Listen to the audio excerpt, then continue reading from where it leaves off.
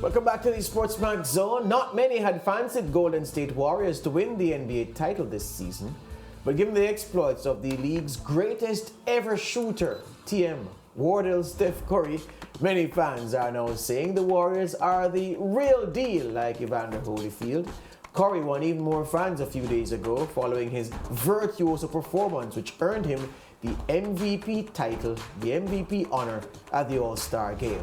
The Warriors are second best in the Western Conference behind league-leading Phoenix Suns. They've won 43 of their 62 games. Curry has won almost all the big honors in the game, 2 regular season MVP titles in 2015 and 2016, along with 3 NBA championships. He hasn't yet, though, managed to win a Finals MVP trophy. Now, when the Warriors won the title in 2015, it was Andre Iguodala, Iggy, who was voted Finals MVP, while Kevin Durant took the honor in the Warriors' other championship-winning seasons. Now, the nitpickers in the media are at it again and have caused us, because they're chattering so much, to ask our NBA expert, Alister Albert, whether Steph Curry needs an NBA Finals trophy to seal his greatness. Good afternoon, Alister. That's the question I'm greeting you with, my friend. Does he need it? Does he have that to prove this season? No, not by any means. This guy has, like you said, you rattled off some of his achievements, the awards that he's gotten and everything. Steph's legacy is sealed. He's a 3-point, supreme master. Any word you want to use, any superlative you want to use to describe it in terms of 3-point shooting or just shooting generally, he's the best where that's concerned. Where the nitpickers, are coming in with the Finals MVP thing, when you see we start doing all of these rankings, these top 75 rankings, top 10 rankings, and all these sorts of things, this is where the nitpicking comes in, because now you're looking for actual holes in someone's legacy and comparing it against someone else. And because he hasn't won a Finals MVP, that kind of leaves him open for criticism in terms of comparisons of other greats, right, in NBA history. So does he need an NBA Finals MVP to secure his legacy? No. The guy has done enough in his career to show that he's one of the greats. But when you see you starting to rank players against other greats, that's where this argument probably comes in.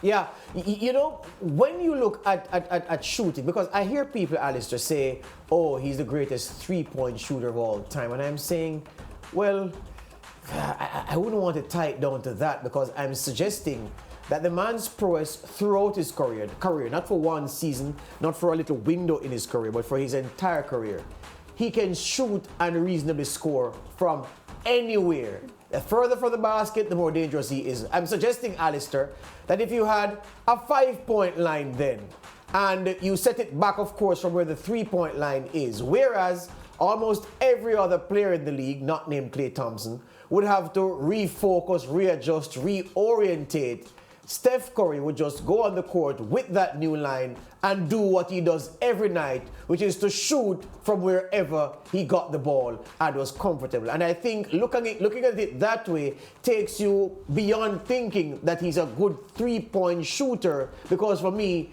he's just a brilliant shooter of the kind we've never seen before. I want to hear you on that. No, I totally agree with you. There's no arguments with that explanation that you gave there. The guy could shoot it from anywhere. When it comes to acrobatic layups, mid-range shooting, 3-point shooting, 4-point line, 5-point line, half-court line, baseline, he's shooting it from anywhere. And he's actually taking, even more 3-pointers in his overall shot chart than 2-pointers. And, he's making it at a very high clip, 42% at the moment, 42.7% for the season. So, the guy is just remarkable. And like you say, yeah, he's just a good shooter, a great shooter regardless. And, that's why we're talking about he's changed the game. He's able to pull up from anywhere. He's in the gym range. That's one of the phrases that they use. As soon as he steps off the parking lot, he can shoot it and score. And, that's not an exaggeration, because you see what he does in the pre-game routines. He shoots it from the tunnel and all that sort of stuff. So, the guy is just a virtuoso scorer, regardless of wherever, he needs to shoot.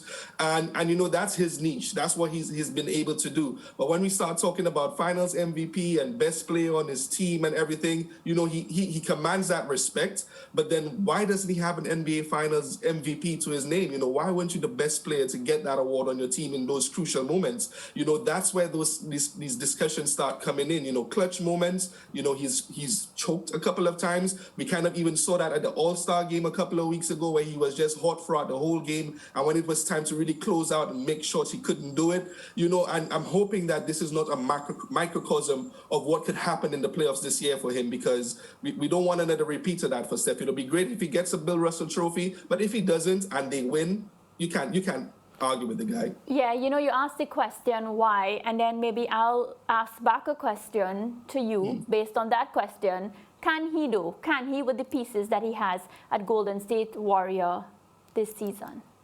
I think he can, and I think he will have to, because Klay Thompson is not back 100%. He's only played 17 games out of the season, out of the 62 that they've played so far. He's not all the way back. Yes, he's on the court, and you know he's medically cleared, so he's, as far as they're concerned, he's at 100% to play. But in terms of rhythm and just being able to just be on the court all the time, he's not 100% yet. He's only shooting 17 points per game this season. So you know he's just not himself just yet. Draymond Green is injured. You know, he still has a couple of weeks to come in. He has to build back that chemistry, build back the endurance and everything, getting ready for a playoff run. There are only 20 games left in the regular season before the playoffs start. So Steph Curry, playing the most games so far for the team and having that momentum, will have to be the guy who leads this team forward. And you know, I'm just hoping that he could do it, because we don't want another situation where, you know, yes, he does everything for the team in the regular season and then comes up short in the postseason, which is a bit weird to say, because the guy averages 26, 27 points a game in the postseason anyway. He produces,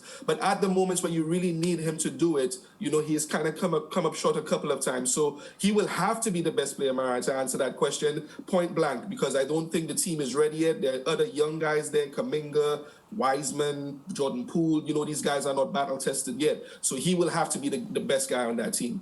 In a clutch moment, Ja Morant, who George has claimed, or Steph? Clutch moment. Wow.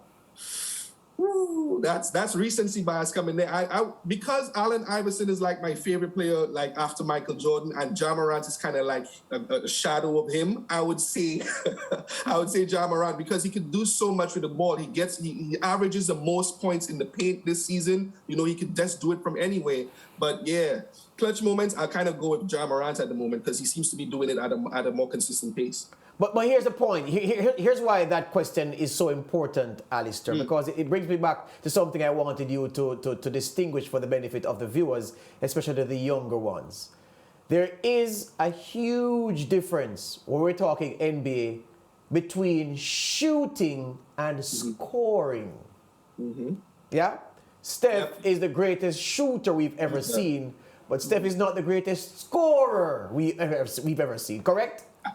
Correct. I totally agree with that. And that's why I kind of even went with the edge to Ja Morant there, because he can score from anywhere. And the most difficult places to score in the zone, he's been doing it even better than Giannis this year. So even if you need him to be open and hit a free, he can do it. Maybe not as good as Steph, but he can get into the zone, create, and you know, that's what kind of separates him, I think, in that discussion. And another question for you then. You know, I hate to premise questions like these about, you know, which thing is easier than the other thing, if it's easier than that. I don't like those questions, but for the benefit of this conversation, it has to be asked this way. Could it be perhaps, here I go again, could it be, Alister, that where you talk about the NBA Finals, where every play that your opponents have ever run over the course of the season is analyzed and there is a remedy for that? Every situation that you get your baskets in, there is a counter for that. Everything is analyzed. It's a captive 7-game series potentially, and everybody knows everything that everybody will do. Is it that in that situation, the ability to score is superior to the ability to shoot, given that while it's not easy, it is perhaps easier to stop a man shooting successfully than it is to stop a man scoring successfully? Simple answer for you, coming back to you as a question. Who won the last two Warriors Finals MVPs? The scorer. Exactly, Kevin Durant. He was able to create and kind of find ways to score, when Steph Curry was double teamed and couldn't do it. And credit to Steph Curry, he was able to facilitate and get the ball open, get the ball to guys who are open, like Andre Iguodala as well in the 2014-2015 finals that they won. Andre Iguodala became a three-point shooter all of a sudden because they were doubling Steph Curry most of the time. He couldn't get off his shot, and he couldn't score because they were preventing him. They were collapsing on him when he came into the zone, although he has, supreme handles as well, just as much as Kyrie Irving is a dribbling, maestro with the ball. Steph is as well, but he couldn't get other shots off, so he couldn't score otherwise. So, when you see he's in those positions, the real scorers actually have to come in and do that. And that's what Kevin Durant did for that team in the last two championships that they won. And that's why I still kind of lean towards Ja Morant in that hypothetical comparison in terms of scorer versus shooter. Last thing I'll say to you, and it's not a question, it's just to tell you that it happened. I was showing a graphic to the reigning sports journalist of the year in Jamaica, Donald Oliver, who works here.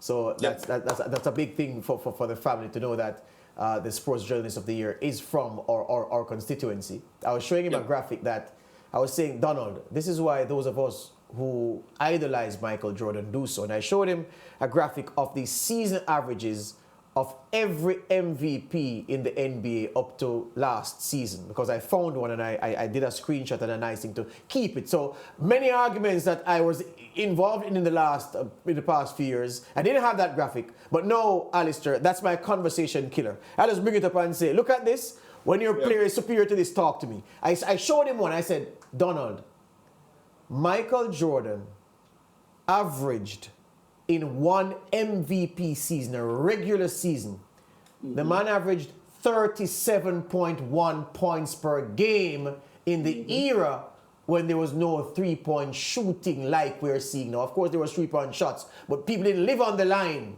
You had to drive to score. You had to be able to score to accumulate points. And I said, this, Donald, is why those of us who say that he is the greatest thing we've ever seen swear by that statement. And I just left it at that. And he scratched his head. He couldn't believe a man averaging 37.1 points per game over an 82-game season. It's ridiculous, Alister. No way to come back from that. Jordan was just the best at it. He was one of the best scorers in the league. And that's just it. He was the best ever. There you go, my friend. All the best to you, and we'll talk again. No problem, guys. See you later. Good.